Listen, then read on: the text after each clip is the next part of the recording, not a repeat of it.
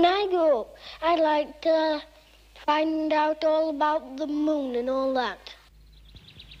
Nick, a farmer's son, grew up in the Yorkshire Dales.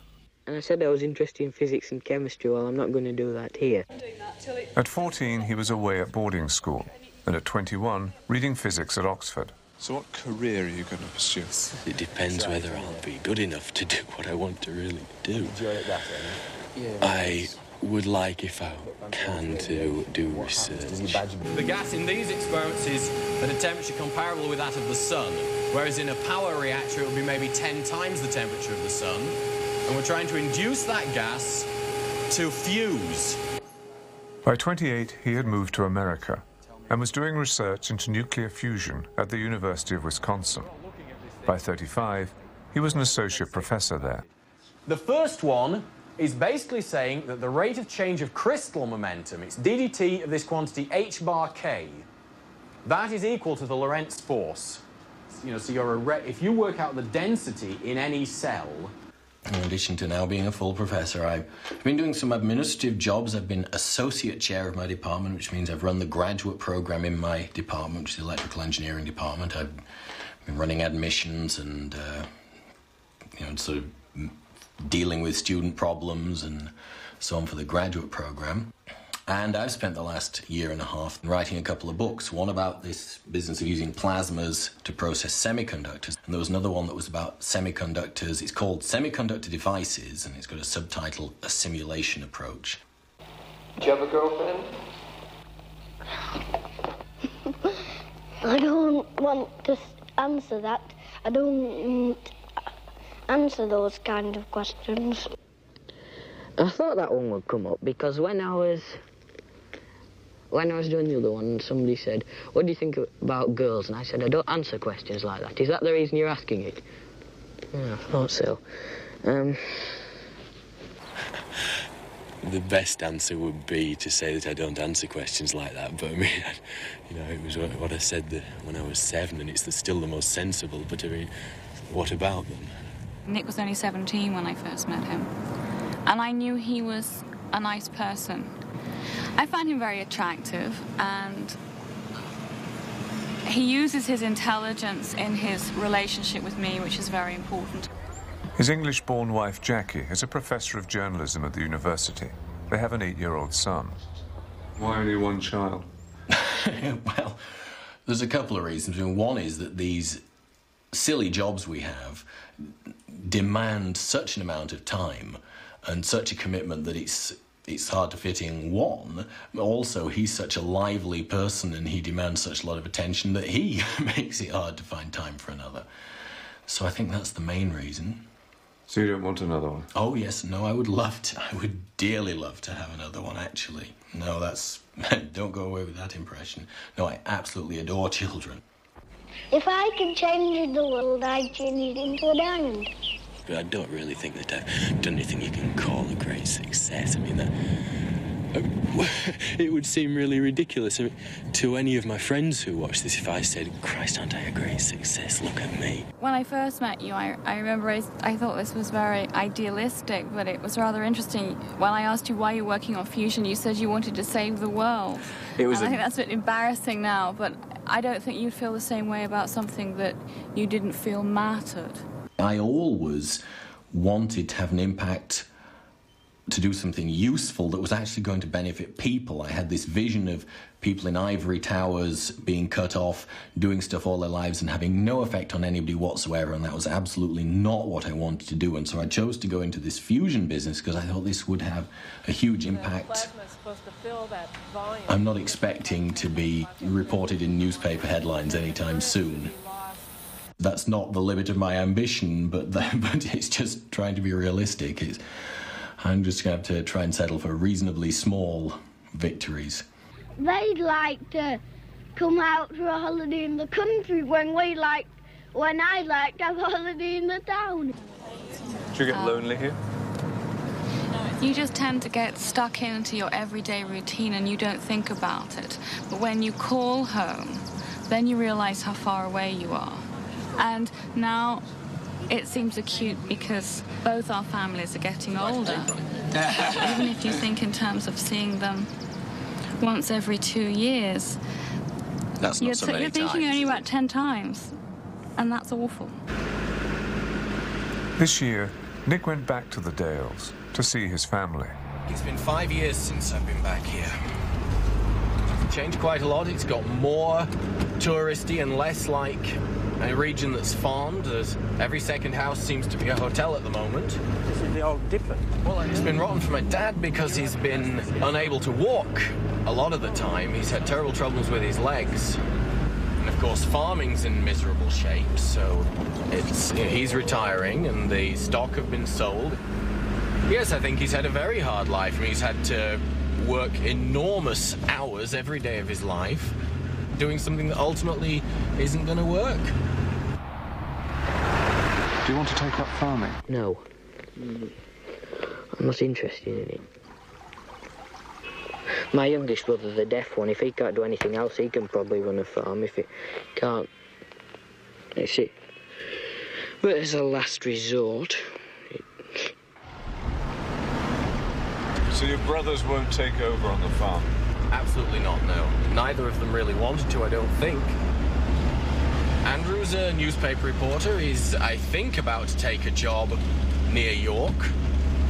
He's going to need a base over there. He can't commute from here. Well, Christopher's married, which is great. He's a very nice wife who is getting better and better at communicating with the deaf. And he worked in Skips. He's taking some courses in computers. I'm not actually sure what, but he always says to me that I do computers, and I think it's a good idea that he does computers, and I do, so I try to encourage him. So you're all away, so the Hitchens are finished here? Yes, the Hitchens are certainly largely uprooted from here, aren't they?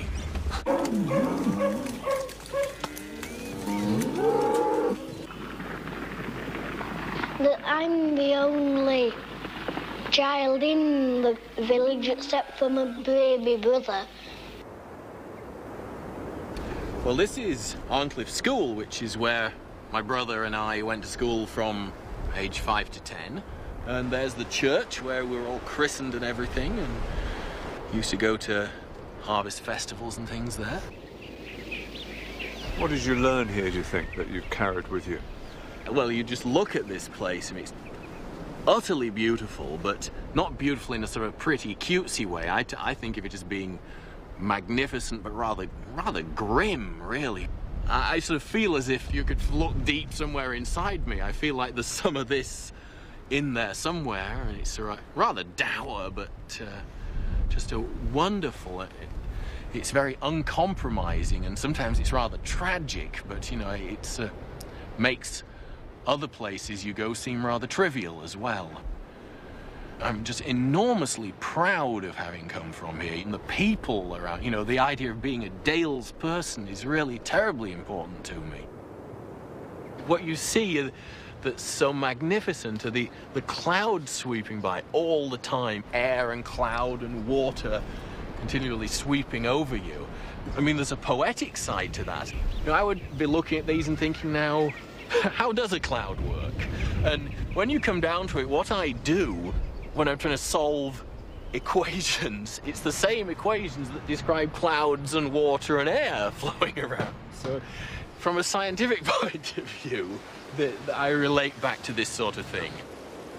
There's SSIs, there's ESAs, there's LFAs. It's hard being away from your roots, isn't it? Terribly hard. I mean, it's hard in lots and lots of ways. I mean, if you go to an alien culture, you don't know what's going on around you half the time.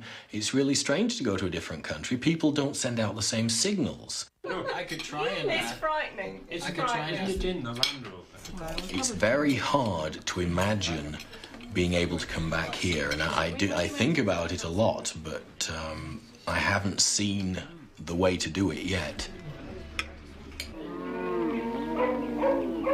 In some sense, it never really belonged to me. I mean, part of me would love to own a stake in it, but I really don't own any of it. But the other thing is that I've had to move out of here, and I think that the way the world is, it's very hard to stay in one place. People are forced to move constantly.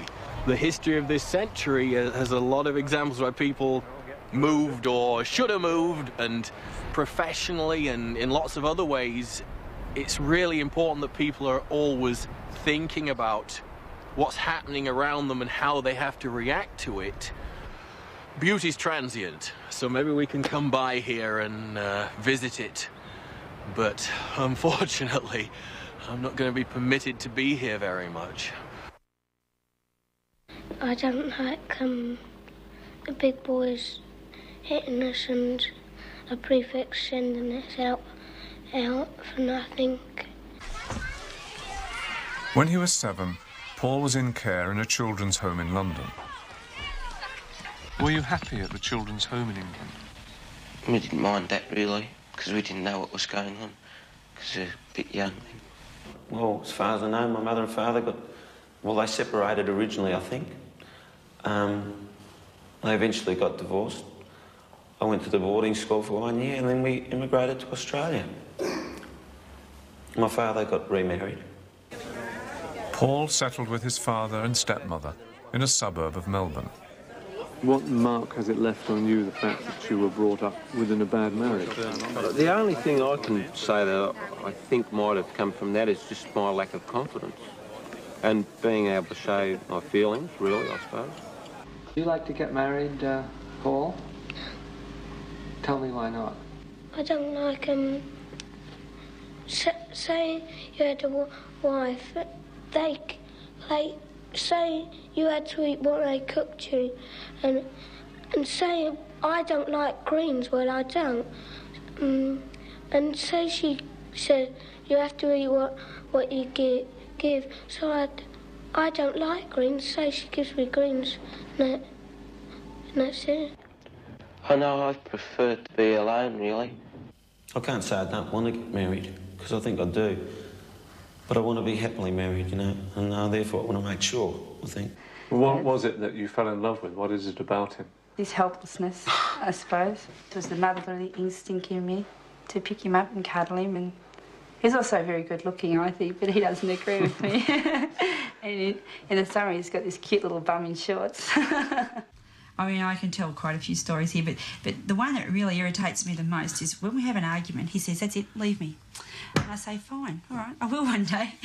So how's married life been since I last saw you? Shocking. Well, we had our 20th wedding anniversary this last Christmas, just before Christmas. Which is the life sentence. Yeah.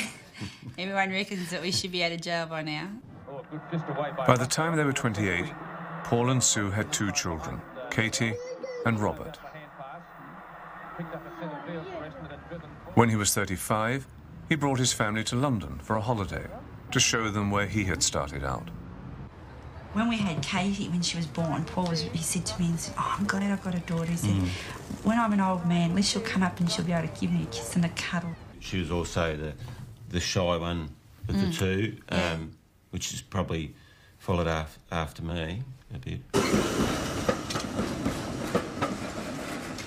Well, Katie loves to shop.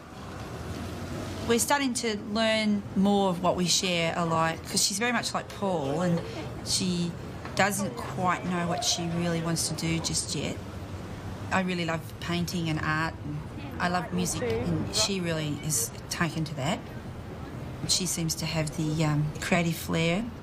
What does university mean? I'm pretty happy with Katie, and I'm not having a go at Rob, but I've got fears for Robert, because he's struggling a little bit. And he's had 3 teachers already that say they don't know how to motivate him. Robert had started school and he was having a few problems. Is a square peg in a round hole in the normal mainstream schools. And we've actually moved him now to another high school that's a community school, which is much more relaxed. And as a family unit, we're a lot more calmer. I was going to be a policeman, but I thought how hard it would be to join in. I just haven't made up my mind yet. I was going to be a phys ed teacher, but one of the teachers told me that you had to get up into university. At 21, Paul was working as a junior partner for a firm of bricklayers. By 28, he'd gone out on his own as a subcontractor, but it didn't work out. Well, I've gone from being stable in one basically one job, which was the bricklaying, to probably had about 10 or 15 jobs. Something I've never really counted them, but I haven't been sacked from jobs. I haven't been able to settle. Paul now works for a plastics company, installing industrial signs. I think I got to a stage now I just want to stay and work. 2 or 3 years ago I tried to increase my skills and I went back to school and did a carpentry certificate because I wanted to go out and work as a carpenter. But I've basically found there were too many good carpenters out of work for the jobs that were available. So I didn't go too far with that. I suppose partly is my confidence in myself. And the monitor's up in the washroom sending us out when there's no talking. No, I wasn't talking today, and Brown sent me out for nothing. I find it hard to express emotion most of the time. Although I'm getting on top of that, worn out, you know. I mean, just a simple thing to say to sort of Susan, you know, I love you, something like that. I mean, I can tell you about it, but I really haven't been able to say it freely to Sue, you know. Is confidence still an issue with you? Yeah, unfortunately. I've learned to live with it, sort of accept it, but I had never really got on top of it fully, which is, really annoys me. I don't know what to do about it, though. I'm more at peace around the horses and the animals. I can be upset, I can be on edge, come down to the horses within 3 or 4 minutes of being here and I've forgotten everything. So it does calm me down. But I can be a pretty angry person. And, you know, in the wrong circumstances, I can fire up terribly. But fortunately, it doesn't happen too often these days. At the beginning of this year, Paul and Sue moved to another Melbourne suburb. It's like living in a palace compared to our other house because it's nearly twice the size. I think there's probably a few more professional people live around this area, I think. So you moved up the market a bit? Yeah, we have. Because we got to a point where we'd pay the other house off, so I suppose it's a form of forced savings too. I think we will have to tighten up. We wouldn't manage just on Paul's wage alone. It's the difference sometimes between eating and not eating and just paying the bills, you know. I mean, most people these days rely on 2 wages to survive. I don't think it needs much off today. I've been doing the mobile hairdressing now since Robert was a baby. It's so boring having curly hair. You can't do anything different with it. With this job, I mean, I go and I cut people's hair, but it's like going visiting all day and think some of the people don't really want me there doing their hair. They just want to come and have a chat and tell them what I've been up to and for them to tell me what they've been up to. I've got 23 threepenny pieces, and I don't know how many halfpenny pieces I've got now. I spend. Yeah, I spend.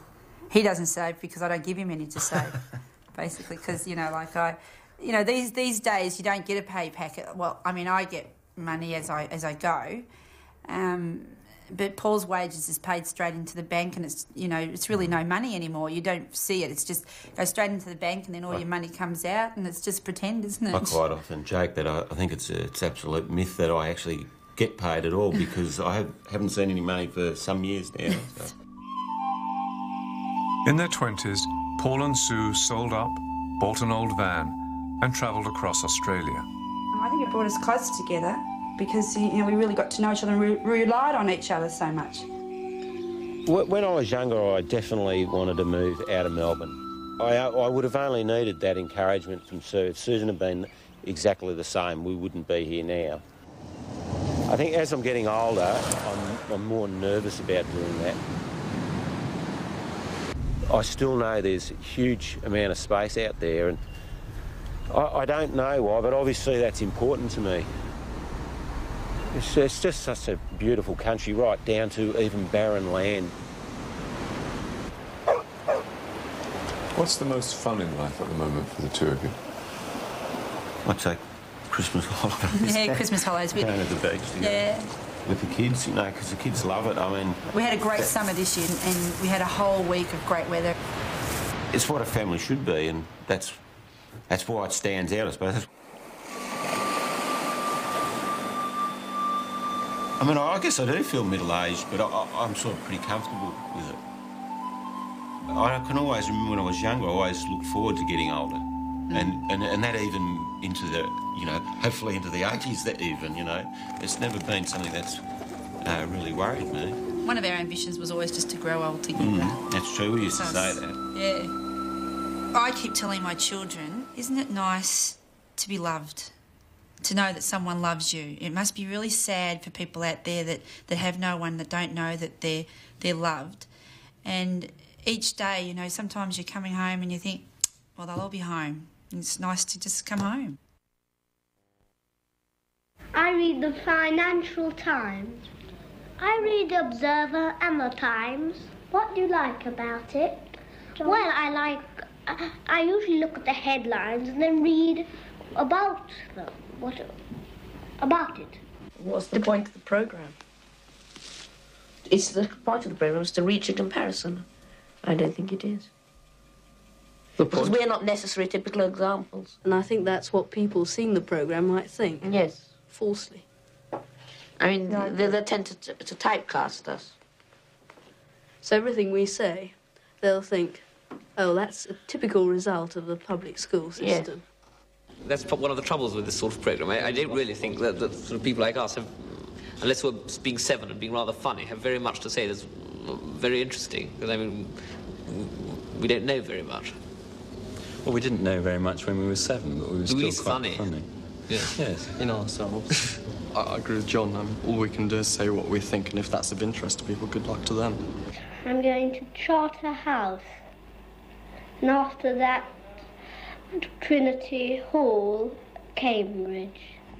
Andrew went to Charterhouse and Cambridge, where he read law. I'd like to be a solicitor, and also fairly successful. At 28, Andrew was a solicitor. What qualities do you think it needs to be successful? Well, you have to have a legal ability in my business, obviously, and you have to have a sort of bedside manner as far as your clients are concerned. Because there's no good being brilliant if you can't communicate with your clients. By 35, he had become a partner. Well, I work in the corporate department of a large firm of solicitors in the city.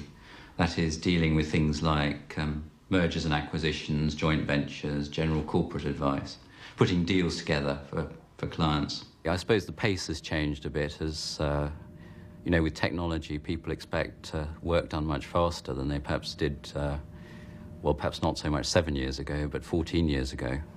Our practice has got much more international, with more business travel. We have offices in places like Sao Paulo in Brazil, Moscow, Thailand. And how has that changed your life or your part of the company? Well, it really means that you're under increasing pressure to produce things quickly. And how is that for you? That's fine. You have to meet the pressures. That's what people come and see you for. What do you think about girlfriends at your age? Tell me what you think about I've got one, but I don't think much of her. They're no longer just bores who won't play this or something. They're over half of the community and they're there. And you can begin to talk to them. I don't think I financially come from the same background. Andrew didn't go for a haughty deb. He went for a good Yorkshire lass. But, I mean, obviously he knew what he wanted. By the time he was 28, Andrew had married Jane. I think I'm probably quite down to earth, and I tend to be less extravagant than maybe some women are. I don't go out and buy lots of expensive dresses. I just go out and buy one or two. And even better, pay for them. Well, I suppose the most important thing that's happened is that we've had 2 children. One 5 years ago, Alexander, and then a couple of years later, Timothy. When I see the children playing together now, I realise how much fun they have together, and probably what I miss, perhaps, is being an only child. What's the most difficult thing about keeping the marriage together? I don't think it is particularly difficult, actually. We seem to manage all right. Would you say? I think so. We talk, don't we? We have a situation where we retain a babysitter once a week, and we make a point of, if at all possible, that once a week we always go out by ourselves midweek. And I think that's quite important. Do you worry at all about not having a career and what will happen, as I said, when the children leave home? Well, I do, but I made that decision now, and I've come to terms with it. You know, if I'd wanted to be a career woman, then probably that's what I would be, but I didn't want to be a career woman. I wanted to be a mother, and to be a full-time mother. She gets a very good view of the Statue of Liberty now. Can you see it? It's our children's half-term, so we decided to spend a few days in New York. I'm going to have a look, Tim. I come here from time to time on my work, but it's usually very rushed. But we thought it'd be rather nice to bring them with us. Smile! I think it's not a bad idea to pay for schools, because if we didn't, schools would be so nasty and crowded. Yes. So do I think so. Yeah. And the people in the schools wouldn't, and the man in charge of the school would get very angry because he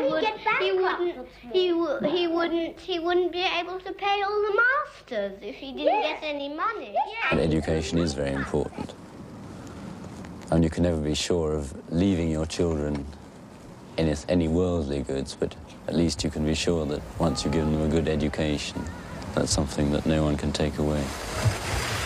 It tells you all about it. Well, Alexander is coming up into his teens, and he'll be sitting common entrance to go to his next school later in the year, which will be a boarding school.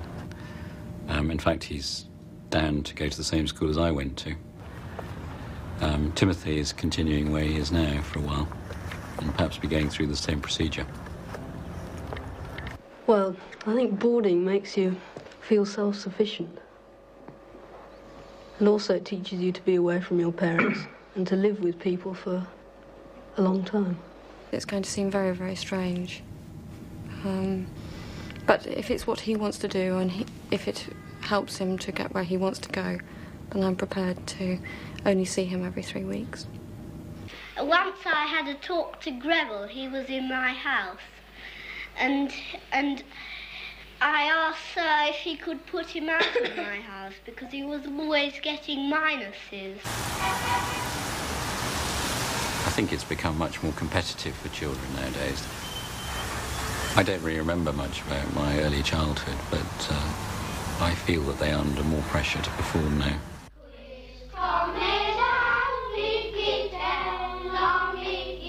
You know, you look back at us at the age of 7 saying we're going to this school, that university and so on. But there have been many places where one could have gone wrong.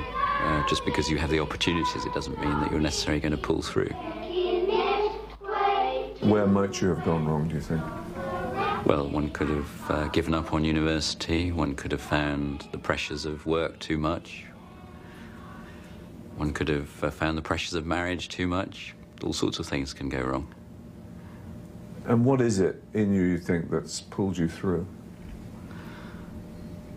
Well, I suppose it's just being persistent. I don't like giving up. And perhaps it's also not being too adventurous, not wanting to do anything else. Once you start, you know, I've been in my job for 20 years. I haven't really wanted to do anything else. When I leave the school, I'm going to College Court, and then I will be going to Westminster boarding school if I pass the exam, and then we think I'm going to Cambridge and Trinity Hall. Let's just present yourself. Half me. John went to Westminster School. He went on to read law at Christ Church, Oxford. I do believe parents have a right to educate their children as they think fit. And I think someone who works on the assembly line in some of these car factories and earning a huge wage could well afford to send their children to private school if they wanted to. At 21, we asked him what career he would pursue. Might be at the bar. Doing what? Perhaps chancery practice. I now have a career. I'm a barrister. Other than that, life chugs along in varying degrees. that when boys go around with girls, they don't pay attention to what they're doing. Yes, it's my grandmother had an accident because a boyfriend was kissing his girlfriend in the street. John married Claire, the daughter of a former ambassador to Bulgaria. He has a very successful career at the bar and is now a QC. He decided not to take part in this film. When I leave school, I'm going to the dragon school. I might, and I might go to. After I might go to Charterhouse, Marlborough, and I can't remember all other places, but because Mummy's got so many, but there's some of them. What about university, Charles? I might go to Oxford. Charles went to Marlborough, but he didn't go to Oxford. In fact, instead he went to Durham University. I'd say I'm pleased I didn't, because there's very much sort of perception from Marlborough, prep school, Marlborough, Oxbridge, conveyor belt, get shoved out at the end. And what did Charles want to do? I'd say probably scribbling away in some basement for some London newspaper or something. Charles did scribble away for an East London newspaper. He then moved on to the BBC, where he became a producer. He's now editor of science documentaries at Channel 4. He decided not to take part in this documentary. Well, we pretend we've got swords, and we make the noises of the swords fighting, and then when somebody stabs us, we go, ah. Neil grew up in a Liverpool suburb. In the winter, if you lived in the country, well, it was just all wet, and there wouldn't be anything for miles around, and if you get soaked if you tried to go out, and there's no shelter anywhere except in your own house. But in the town you can go out on wet wintry days because you can always find somewhere to shelter because there's lots of places. At 14, he was at a local comprehensive school. It's a very good idea to have competition. Otherwise you might start to relax really and not so try hard enough. Being in set one, it's very, very hard to keep up with the leaders. I never have a time to relax at all. Neil had dreams of going to Oxford, but he didn't get in. Instead, he went to Aberdeen University, but dropped out after a term. At 21, he was working on a building site and living in a squat. I came to London and I contacted an agency for squatters, and they were able to give me the address of somebody who was able to help people who were looking for accommodation in the London area. You've kicked against the stability that's... I don't think I ever had any stability, to be quite honest. I can't think of any time in my life when I ever did. I don't think I've been kicking against anything. I think I've been kicking in mid-air the whole of my life. At 28, he was homeless, wandering around the west coast of Scotland. If the state didn't give us any money, it would probably just mean crime. And I'm glad I don't have to steal to keep myself alive. If the money runs out, well, then for a few days there's nowhere to go to. And that's all you can do. I simply have to find the warmest shed I can find. How do people regard you here? Well, I'm still known as an eccentric, as I have been since about the age of 16 or so. I'm not claiming that I feel as though I'm in some sort of nirvana, but I'm claiming that if I was living in a bedsit in suburbia, I'd be so miserable, I'd feel like cutting my throat. At 35, we found him living on a council estate in the most northerly part of Britain, the Shetland Islands. The nice thing about here is that you can cut yourself off when you want, because there are people living around, but they're pretty quiet people. It's an environment which sustains me. It's one in which I can survive. I still feel my real place is in the world where people are doing what the majority of people do. And the reason I don't feel safe is because I think I'm getting more and more used to this lifestyle, which eventually I shall have to give up. And what would you like to be doing? say, in 7 years? I can think of all kinds of things I'd like to be doing. The real question is what am I likely to be doing?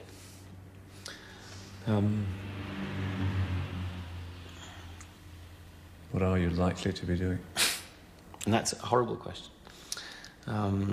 I tend to think the most likely answer is that I'll be wandering homeless around the streets of London. But with a bit of luck, that would happen.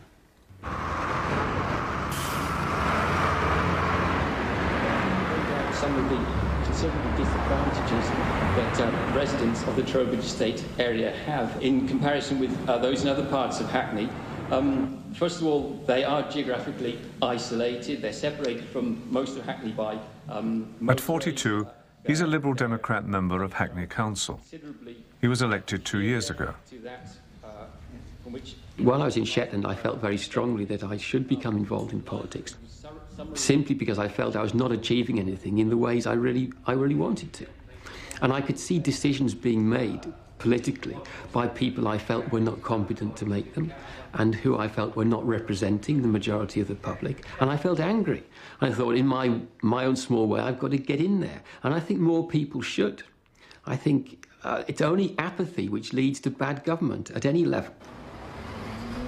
It's like a million miles away from the Shetlands here. How have you coped with that? That is one aspect of it. Certainly adjusting to London after all that period away, even though I'd been back occasionally for visits, was extremely difficult. And it became progressively easier. The first 6 hours were an absolute nightmare, and then the first week was pretty bad, and I suppose it took me a year or so to adjust.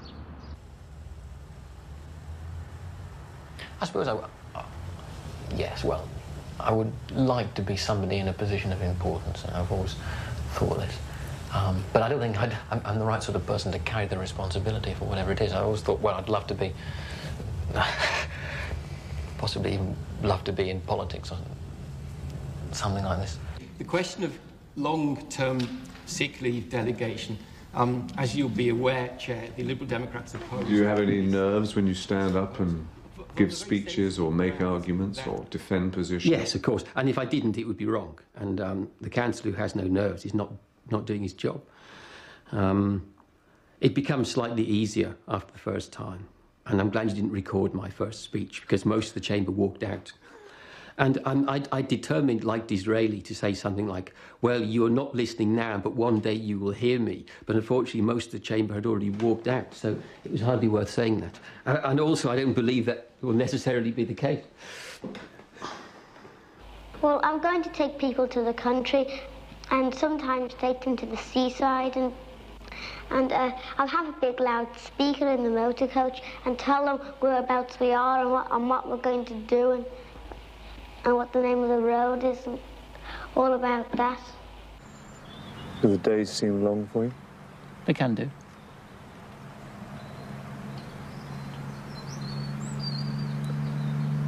Do you have any friends anywhere?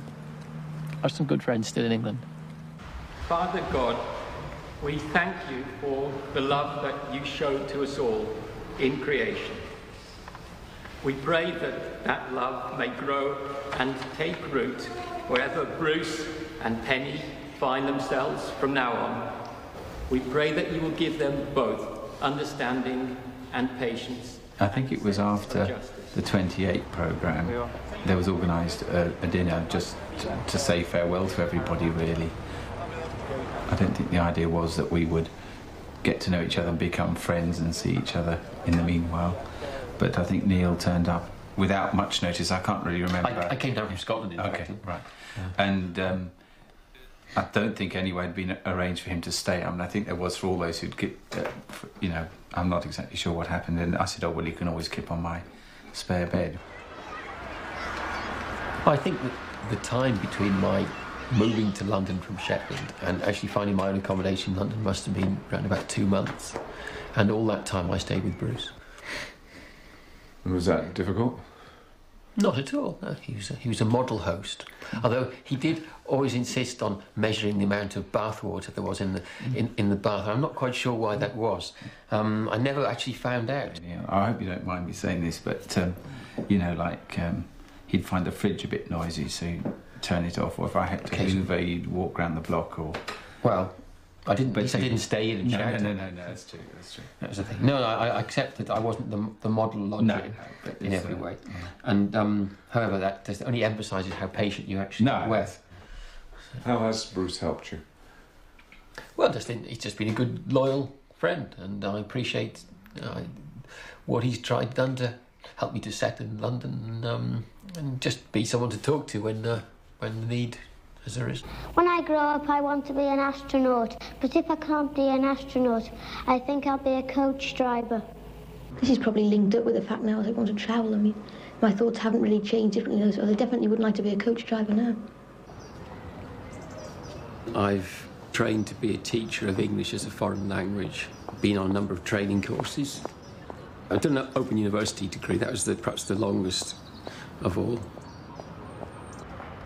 It was an Open University BA. I took a number of subjects. This is all background, I suppose, and really, perhaps you'd like to know whether I've done any work, and the answer is no. Another one. There we are. Oh, there'll be plenty in the next few weeks, I think. I know more about All Neil's political work is voluntary, like the canvassing he did for the Liberal Democrats at last year's Winchester by-election. He lives entirely on state benefit. I haven't had any paid work apart from a couple of interim government schemes. I worked in a local community theatre for about 6 months. I worked as a gardener, fairly inevitably. Does it worry you living off benefits, living off the state? Yeah, of course. I feel as I'm a drain on people who are working hard to provide the money. It's not that I don't think there should be a benefit service. I think there should be work for all, or for as many as want to do it. And I'm not satisfied with efforts that have been made to provide work for those who want it. When I get married, I don't want to have any children because they are always doing naughty things and making the whole house untidy. I don't know what the best age is for falling in love, and maybe when you're in love in your teens, you really are in love, and when you think you're in love later on, you're not. Or maybe I'm still not old enough to really fall in love. I always told myself that I would never have children. Why? Because children inherit something from their parents. And even if my wife were the most high-spirited and ordinary and normal of people, the child would still stand a very fair chance of being not totally full of happiness, because of what he or she will have inherited from me. Well, I'm not married. I value all experience, and I feel this part of my life hasn't happened. I'm not homosexual, therefore I do hanker after a stable relationship with a woman. I've never been able to achieve that. And I think I'm somehow deficient in my ability to react to certain of the needs of others through not having had that relationship. I feel, especially sometimes when I'm on my own, that I'm losing touch with the way other people live. Do you worry about your sanity? Other people sometimes worry about it. Like who?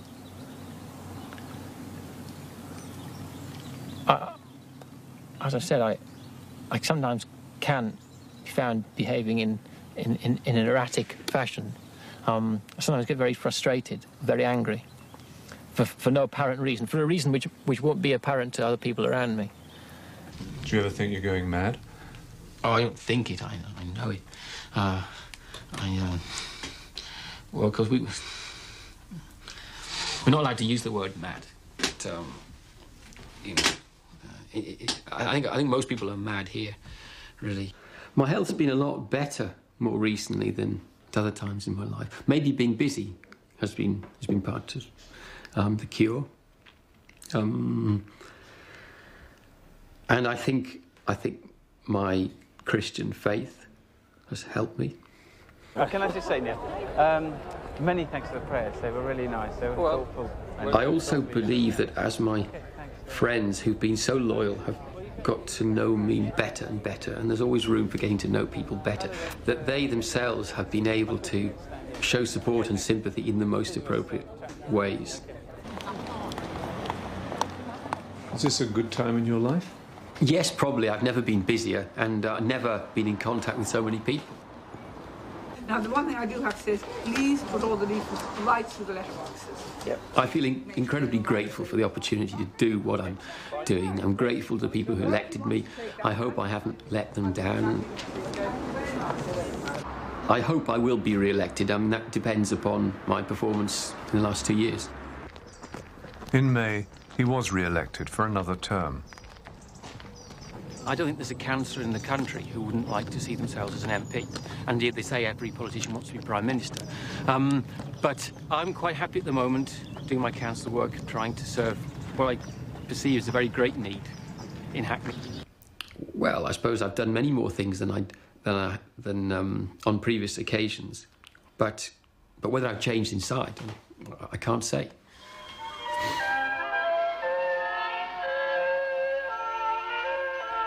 What's the most enjoyable thing in life for you at the moment? I think it's looking to the future.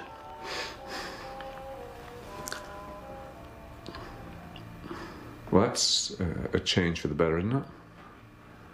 Well, perhaps that's just because I'm getting old. But I think it's maybe believing that things can't be so bad in the future as they have been in the past. And I think there are certain short-term objectives I have here in Hackney, and if I can achieve a few of those, then I'll be pleased.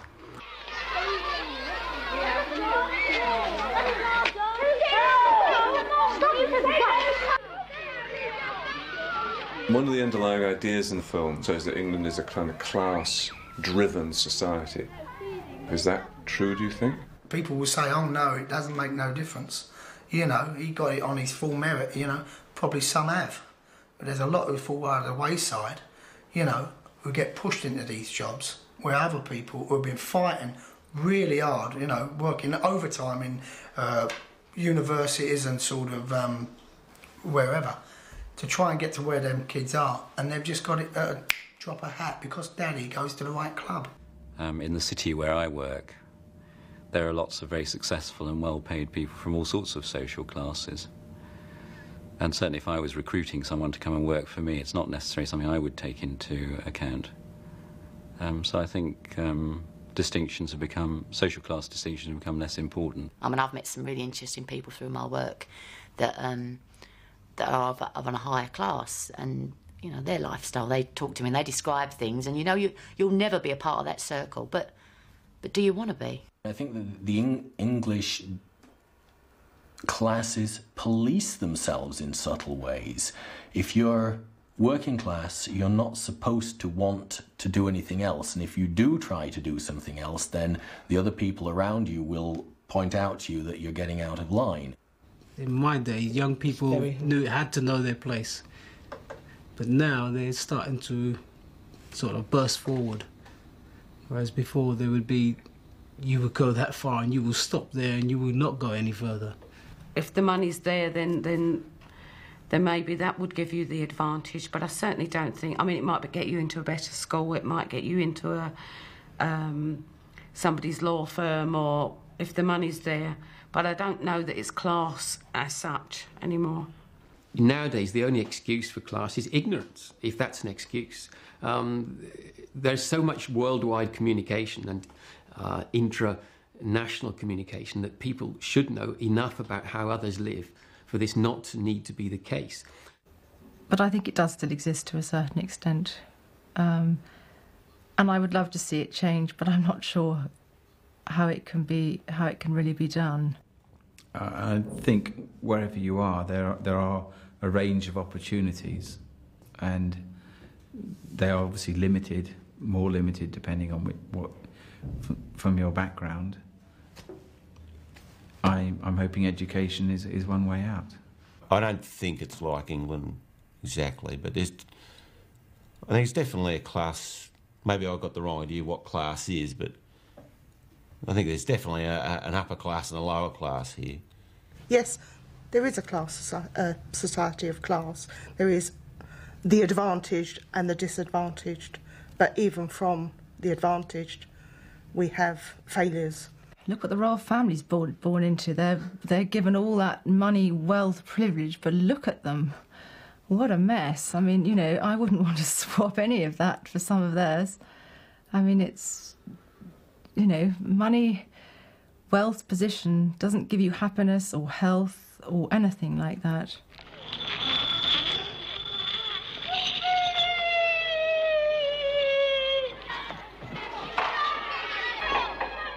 What effect has it had on you being in these films, do you think? It's funny because before the films start, you think, what on earth have I done with the 7 years that I could possibly say? What can I talk about that I've done? And you panic, you think, I should have done something. I should have done something dramatic, you know, yeah.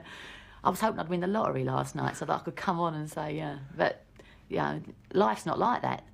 Well, I mean, we were talking about my ambitions as a scientist. I mean, my ambition as a scientist is to be more famous for doing science than for being in this film. But unfortunately, Michael, it's not going to happen. I've met some of the most interesting people I know and I'm still in contact with. And this includes people in different parts of the world. And one or two particularly close friendships have been forged through the programme. Although I have to say I was very suspicious when the initial contact was made. I mean, I don't think I'd ever have kept a record of my life in the way that we have with this programme. So, yes, I mean, I enjoy doing it, but it's not something that sort of takes a great precedence. If you came and asked me if you could do this to my children, I certainly wouldn't be enthusiastic. I think it's something that I wouldn't want to wish on someone particularly. I think for the first 40-odd years, it's restricted me because I was always shy to start with, and knowing that people were going to be looking at me and watching me, rather than do something that's going to look stupid, I've always pulled myself back. There's a lot of baggage that gets stirred up every 7 years for me that I find very hard to deal with. And I can put it away for the 7 years and then it comes round again and the whole lot comes tumbling out again and I have to deal with it all over again. It hasn't sort of changed my choices in life. I haven't thought, well, I have to be doing this by then, or how will this seem to others, or so on. It's just a kind of periodic little intrusion. It's the only time when you're a cabbie, instead of you picking up the celebrity and saying, hello, you're, say, example, Paul Gascoigne, ain't you? And when they go, oh, I know you, right? And then they turn the tables on you, you know? Would you like that? It's not a question of like. Okay. I'm used to it. I don't mind it, you know. It has to be said that I bitterly regret that the headmaster of the school where I was when I was 7 pushed me forward for this series, because every 7 years a little pill of poison is injected into... I know. Well, it's the truth. Being honest, I think, despite all things that I might have said over the years about, well, I know they're coming again, that sort of... I think there's a certain amount of excitement there too, underlying. I'm old enough to admit it now, I suppose, you know. No, it probably is a bit of good fun, I think. Some of us don't see family from 1 year to the next, 7 years on, and I think that's how we all feel about each other, that we're linked, and that can never go. At the end of their very special day in London, after their trip to the zoo and the party, we took our children to an adventure playground, where they could do just what they liked. Those from the children's home set about building a house.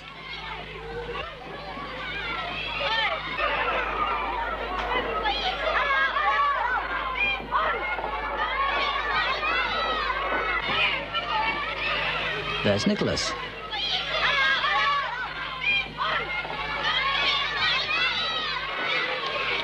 And Tony.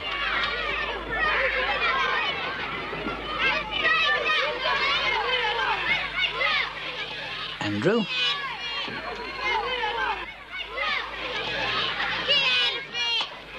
And Bruce.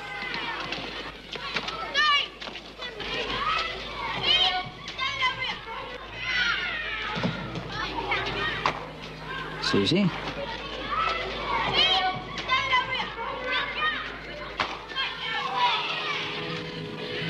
Jackie and her friends.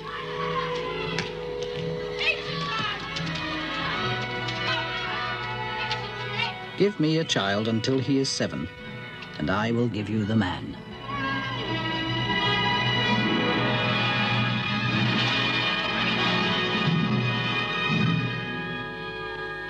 This has been a glimpse of Britain's future.